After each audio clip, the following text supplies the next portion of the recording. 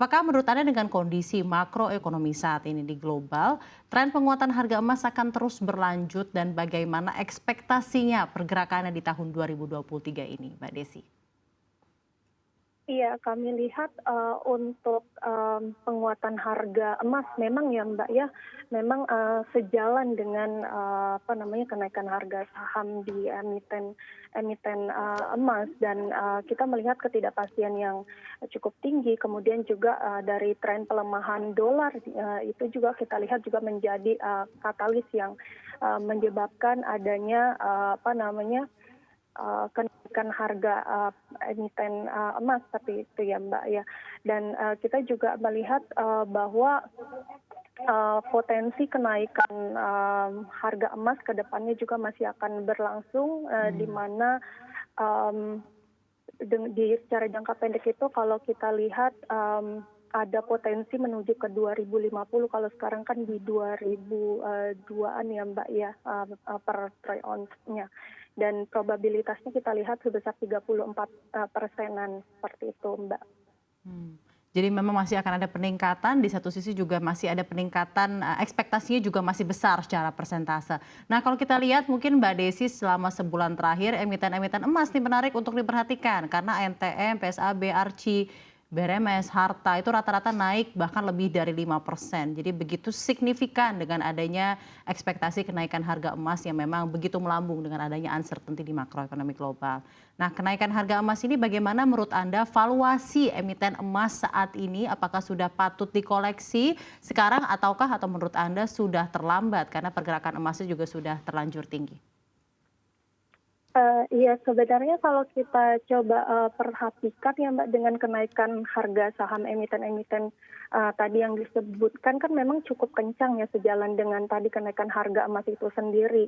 Dan ekspektasinya, tentunya ini membuat harganya, overvalue, tapi ternyata ketika kita lihat valuasinya ternyata tidak seperti itu, bahkan sekarang masih undervalued, seperti Hmm. itu. Jadi, kita lihat masih menarik juga untuk dikoleksi dan, sebenarnya kalau emiten, emas ini kan memang kalau kita lihat pergerakan harga sahamnya dari awal tahun itu kan memang sudah cukup kencang tadi ketidakpastian ekonomi, tapi sebenarnya, di samping tadi ya ketidakpastian ekonomi, potensi, resesi sebenarnya ada hal-hal yang perlu kita perhatikan, pertama dari sisi fundamentalnya ya, Hmm. di mana kan kalau sekarang itu outlook-nya juga, cukup, positif gitu, apalagi kalau emiten-emiten misalnya seperti Antam yang memang dia memiliki diversifikasi produk, Hmm. yang cukup baik juga, ada nikel, ada bauksit gitu ya, yang di mana saat ini memang, dukungan pemerintah sangat, kuat gitu ya ke situ. Dan berikut juga kalau kita lihat juga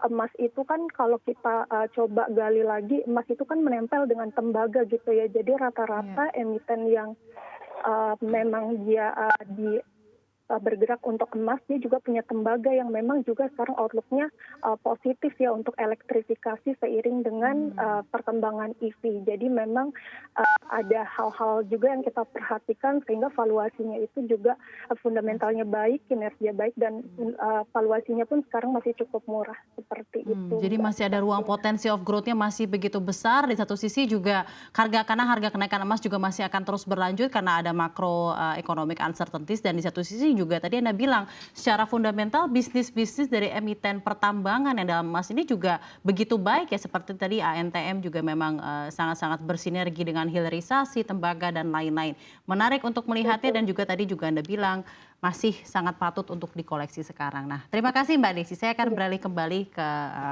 Mas Putu. Mas Putu tadi juga mungkin sedikit menambahi dengan melihat situasi saat ini, apakah juga Anda mengiyakan bahwa penguatan harga emas akan terus berlangsung mungkin sampai akhir tahun 2023 dan mungkin Anda sendiri akan ada kisaran tersendiri harga emas yang akan dicapai di akhir tahun ini akankah mencapai all time high terbarunya?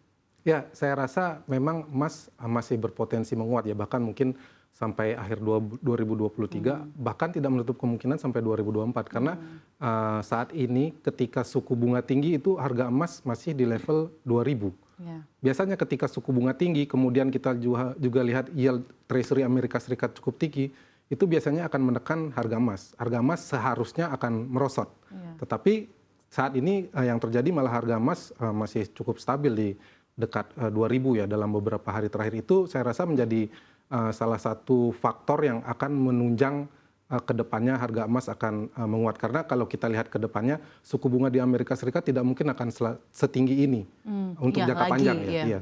Bahkan untuk mungkin jangka menengah akan ada potensi penurunan suku bunga. Kemudian kita lihat juga di Eropa suku bunga tidak mungkin setinggi ini untuk jangka panjang maupun jangka menengah. Jadi ketika terjadi pelambatan ekonomi, misalnya kemudian resesi, inflasi sudah mulai menurun, maka suku bunga akan dipangkas di Amerika Serikat maupun di Eropa. Nah itu akan menguntungkan bagi emas. Ketika kita lihat emas saat ini dekat rekor tertinggi di 2070, kemudian nanti ke depannya ada pemangkasan suku bunga, bahkan kalau tidak atau kalau resesi itu terjadi cukup dalam, suku bunga kemungkinan dipangkas juga cukup agresif.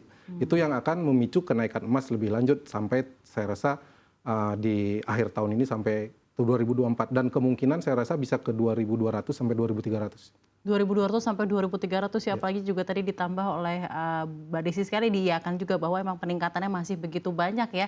Di satu sisi fundamental terutama untuk kalau misalnya emiten-emiten, mungkin kalau kita ngomongin ekuitas sendiri juga ternyata masih begitu baik secara fundamental. Masih ke Mas Putu, dampak pelemahan dolar ini bagaimana terhadap nilai tukar rupiah dan juga ya tentunya pergerakan safe haven tersendiri, US Treasury, dolar, emas dan juga rupiah ke depannya di tahun ini?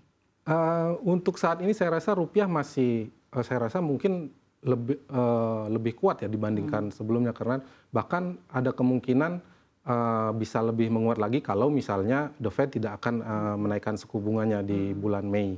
Masih ada probabilitas The Fed tidak akan menaikkan suku bunga, tapi kalau misalnya The Fed menaikkan suku bunga lagi di bulan Mei sekitar 25 basis point, saya rasa mungkin ya rupiah akan kembali terkoreksi dan masih bergerak di kisaran 14.800 sampai mungkin 15.200 itu range rupiah di tahun ini saya kira. Kemudian kalau misalnya The Fed pada akhirnya akan menyetop atau mencapai terminal rate-nya di 5% sampai 5,25%, ke depannya rupiah saya rasa cenderung akan mengalami penguatan karena kita lihat cadangan devisa sudah mulai meningkat lagi, itu menjadi kabar bagus. Kemudian kebijakan term deposit falas oleh BI itu sudah mulai menunjukkan efeknya.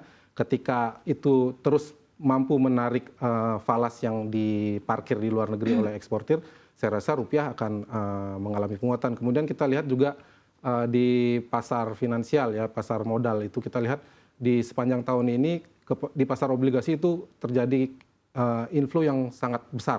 Betul. Ya, itu juga yang akan menopang penguatan rupiah. Jadi saya rasa mungkin kedepannya rupiah masih akan bergerak di range tadi dan dengan kecenderungan bisa menguat.